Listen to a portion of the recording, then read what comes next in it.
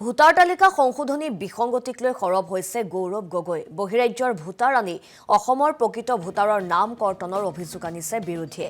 আৰু ভোটাৰ তালিকা সংশোধনী বিসংগতিক লৈ এইবাৰ সৰব হৈ পৰিছে গৌৰৱ গগৈ। বহিৰাজ্যৰ ভোটাৰ আনি অসমৰ প্ৰকৃত ভোটাৰৰ নাম কৰ্তন কৰাৰ অভিযোগ আনিছে গৌৰৱ গগৈয়ে। অসমৰ থলুৱাৰ ভোট নোহোৱা কৰা ষড়যন্ত্ৰ কৰিছে বিজেপিয়ে। এই অভিযোগ আনিছে গৌৰৱ গগৈয়ে। এইবাৰৰ নিৰ্বাচন অসমৰ ৰাইজ আৰু হিমন্ত বিশ্ব শৰ্মাৰ মাজত হ'ব।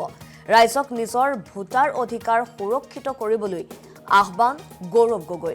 নিৰ্বাচন আয়োগৰ স্থিতিকো খুৰধাৰ সমালোচনা কৰিছে গৌৰৱ গগৈয়ে। নিৰ্বাচন আয়োগক নিজাববীয়াকৈ তদন্তৰ আহ্বান জনাইছে বিৰোধী নেতাগৰাকীয়ে।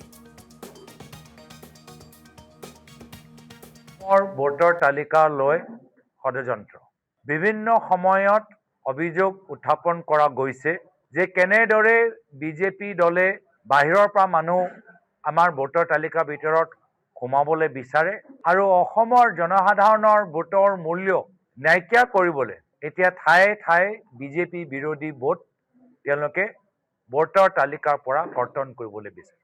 আৰু আমি দেখা পাইছোঁ যে এই অসমৰ ৰাজনৈতিক পৰিৱেশত পূৰ্বত যিসকল বিজেপি দলৰ পৰা মূল খলনায়ক সেই খলনায়ক আজিও একেই হৈ আছে। যোৱাবাৰ যেতিয়া অসমৰ ভিতৰত সমষ্টি পুনৰ নিৰ্ধাৰণ হ'ল, সমষ্টি পুনৰ নিৰ্ধাৰণ সেই সময়তো বহুতৰ অভিযোগ যে গোটেই সমষ্টি পুনৰ নিৰ্ধাৰণৰ দায়িত্ব হিমন্ত বিশ্ব শৰ্মা ডাঙৰীয়াই অশোক সিংঘল ডাঙৰীয়াৰ ওপৰত জাপি দিছিল। আৰু আজিও উজনি অসমৰ থলুৱা খিলঞ্জীয়া মানুহৰ বিবেক বোধ নাইকিয়া কৰিবলৈ হিমন্ত বিশ্ব শৰ্মা ডাঙৰীয়াই আকৌ অশোক সিংঘল ডাঙৰীয়াৰ ওপৰত সেই দায়িত্বটো জাপি দিছে।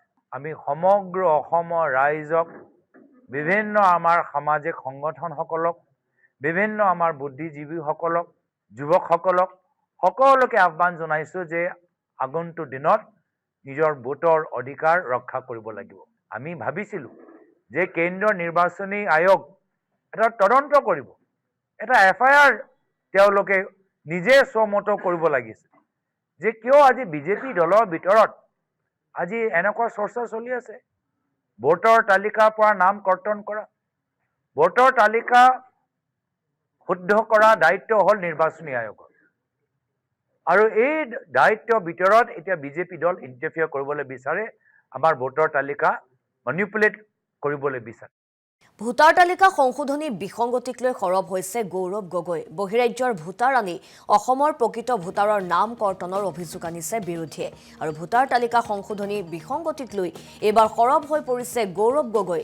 বহিৰাজ্যৰ ভোটাৰ আনি অসমৰ প্ৰকৃত ভোটাৰৰ নাম কৰ্তন কৰাৰ অভিযোগ আনিছে গৌৰৱ গগৈয়ে। অসমৰ থলুৱাৰ ভোট নোহোৱা কৰা ষড়যন্ত্ৰ কৰিছে বিজেপিয়ে। এই অভিযোগ আনিছে গৌৰৱ গগৈয়ে।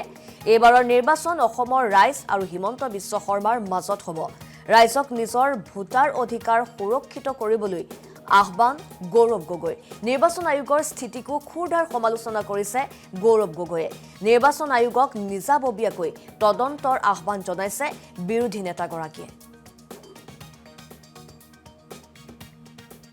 ভোটাৰ তালিকা লৈ ষড়যন্ত্ৰ বিভিন্ন সময়ত অভিযোগ উত্থাপন কৰা গৈছে যে কেনেদৰে বিজেপি দলে বাহিৰৰ পৰা মানুহ আমাৰ ভোটাৰ তালিকাৰ ভিতৰত সোমাবলৈ বিচাৰে আৰু অসমৰ জনসাধাৰণৰ ভোটৰ মূল্য নাইকিয়া কৰিবলৈ এতিয়া ঠায়ে ঠায়ে বিজেপি বিৰোধী ভোট তেওঁলোকে ভোটাৰ তালিকাৰ পৰা কৰ্তন কৰিবলৈ বিচাৰে। আৰু আমি দেখা পাইছোঁ যে এই অসমৰ ৰাজনৈতিক পৰিৱেশত পূৰ্বত যিসকল বিজেপি দলৰ পৰা মূল খলনায়ক সেই খলনায়ক আজিও একেই হৈ আছে। যোৱাবাৰ যেতিয়া অসমৰ ভিতৰত সমষ্টি পুনৰ নিৰ্ধাৰণ হ'ল, সমষ্টি পুনৰ নিৰ্ধাৰণ সেই সময়তো বহুতৰ অভিযোগ যে গোটেই সমষ্টি পুনৰ নিৰ্ধাৰণৰ দায়িত্ব হিমন্ত বিশ্ব শৰ্মা ডাঙৰীয়াই অশোক সিংঘল ডাঙৰীয়াৰ ওপৰত জাপি দিছিল। আৰু আজিও উজনি অসমৰ থলুৱা খিলঞ্জীয়া মানুহৰ বিবেক বোধ নাইকিয়া কৰিবলৈ হিমন্ত বিশ্ব শৰ্মা ডাঙৰীয়াই আকৌ অশোক সিংঘল ডাঙৰীয়াৰ ওপৰত সেই দায়িত্বটো জাপি দিছে। আমি সমগ্ৰ অসমৰ ৰাইজক বিভিন্ন আমাৰ সামাজিক সংগঠনসকলক বিভিন্ন আমাৰ বুদ্ধিজীৱীসকলক যুৱকসকলক সকলোকে আহ্বান জনাইছোঁ যে আগন্তুক দিনত নিজৰ ভোটৰ অধিকাৰ ৰক্ষা কৰিব লাগিব। আমি ভাবিছিলোঁ যে কেন্দ্ৰীয় নিৰ্বাচনী আয়োগ এটা তদন্ত কৰিব, এটা FIR তেওঁলোকে নিজে স্বমত কৰিব লাগিছিল যে কিয় আজি বিজেপি দলৰ ভিতৰত আজি এনেকুৱা চৰ্চা চলি আছে। ভোটৰ তালিকাৰ পৰা নাম কৰ্তন কৰা, ভোটৰ তালিকা শুদ্ধ কৰা দায়িত্ব হ'ল নিৰ্বাচনী আয়োগৰ। আৰু এই দায়িত্বৰ ভিতৰত এতিয়া বিজেপি দল ইণ্টাৰফিয়াৰ কৰিবলৈ বিচাৰে, আমাৰ ভোটৰ তালিকা মেনিপুলেট কৰিবলৈ বিচাৰে।